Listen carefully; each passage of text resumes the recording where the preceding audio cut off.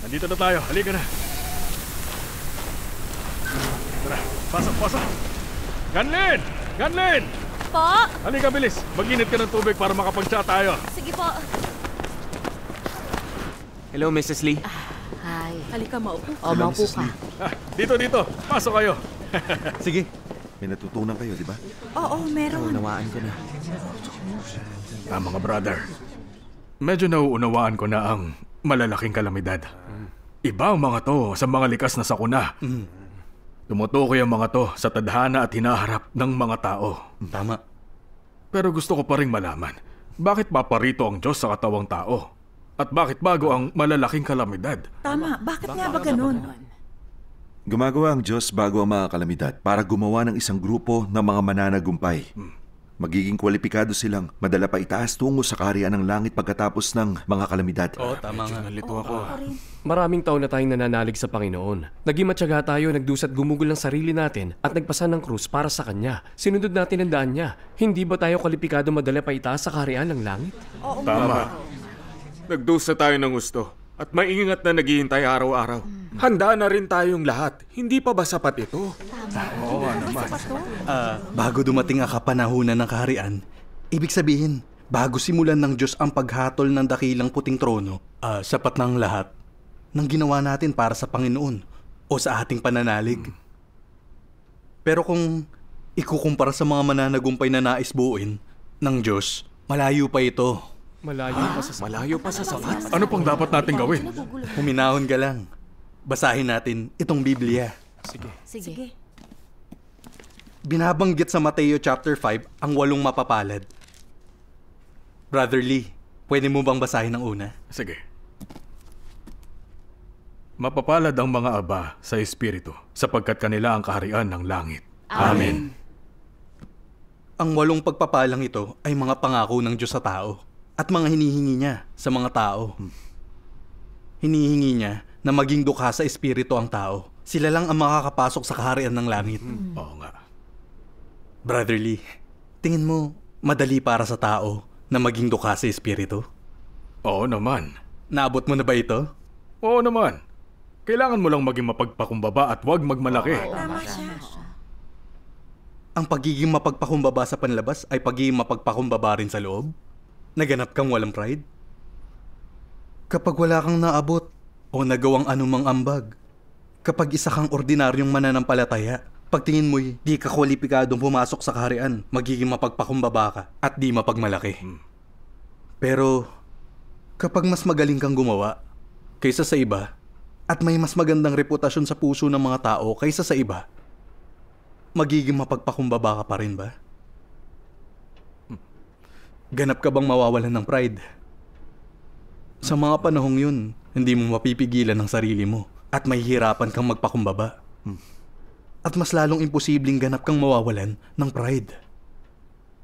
Sa isip mo, puro mga mapagmataas na kaisipan ang meron ka gaya ng mas mahusay ako sa iba.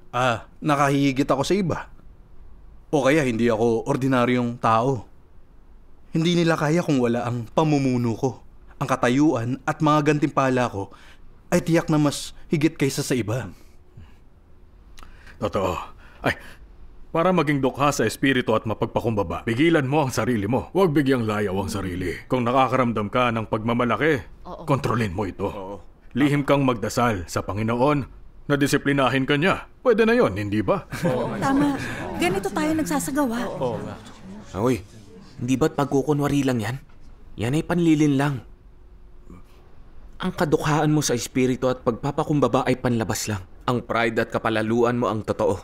Ayaw mo magmalaki o maging palalo pero di mo mapigilan ang sarili mo. Tama. Hindi mo mapigilan, di ba? Nagpapasikat ka at nagtataas ng iyong sarili. At sa likod ng pagkukunwaring binibilang mo ang lahat ng biyaya na galing sa Panginoon, madalas mong ipinagmamalaki ang mga ambag, abilidad at kaloob mo. Kahit na sa loob-loob, pinipigilan mong sarili mo, iniisip na, hindi ko dapat agawin ang kaluwalhatian ng Panginoon. Hindi mo pa rin mapigilan ang sarili mo na magyabang at maging palalo. At ikumpara ang sarili mo kay Pablo. Pag binabasa mo ang sinabi ni Pablo, nakipagbaka na ako ng mabuting pakikipagbaka, natapos ko na ang aking takbo, napanatili ko ang pananalig. Buhat ngayon ay natataan sa akin ang putong ng katuwiran. Napupuno ka ng kumpiyansa at hindi mo mapigilang ituring ang sarili mo na isang mananagumpay. Na para bang suot mo na ang koronang yun. Nararanasan ko pa rin ang lahat ng ito. Tay, halika muna. Tay, nandito ang mga kapatid, di ba? Oo. Ang mga Ay, kapatid... bakit hindi pa kumukulo ang tubig? Tay, hindi dapat uminom ang mga kapatid ng tubig natin. Mapait at maalat ito. Oo nga, hindi natatago ang lasa nito. Dapat natin silang bilhan ng inumin. Naku, ulyanin na talaga ako. Nakalimutan ko pala. Sige, bilisan mong bumili, ha? Tay, Ha? pahingi ng pera. Oh.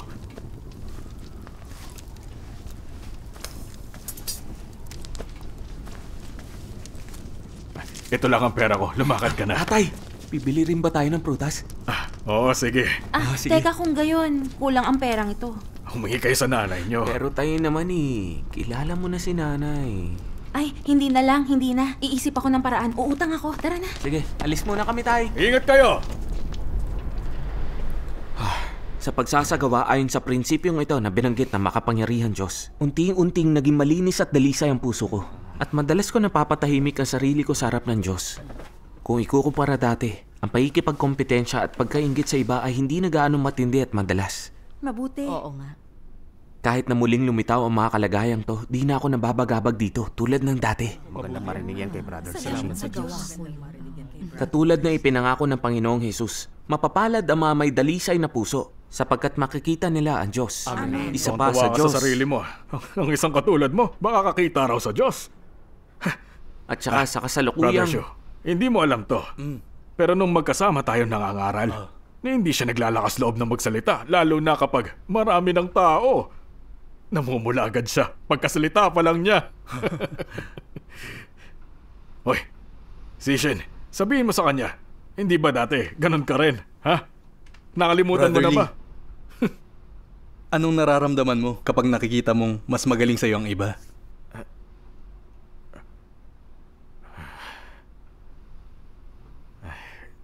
Naiinggit. Kita mo?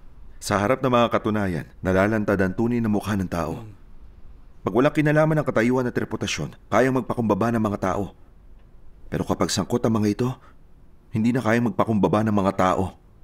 Bakit kaya ganito? Bakit nga kaya? Bakit ganun? Bago ka linisin ng Diyos, masasabing ganun na ganun pa rin ang buhay mo, katulad pa rin ito ng dati mong pagkatao. Ang mga tao'y namumuhay ng ganap na kontrolado ng dating buhay na ito. Wala silang ibang magagawa. Puno ng mayabang na disposisyon ang dating buhay na ito. At sa ilalim ng pangingibabaw ng mayabang na disposisyong ito, ang ibinubunyag at isinasabuhay ng mga tao ay pakikipag-agawan para sa katayuan at pakinabang, inggit at mga alitan, pakikipagkompetensya at pakikipag-away ng hayagan at palihim. Talagang mas mahirap ang magpakumbaba kaysa sa makarating sa buwan. Mas mahirap kaysa sa makarating sa buhay. Totoo lahat yan. Di natin mapigilan ang sarili natin. Oo nga. Nakita ng lahat ang mga katunayang to. Ni hindi mo kayang madaig ang kasalanan.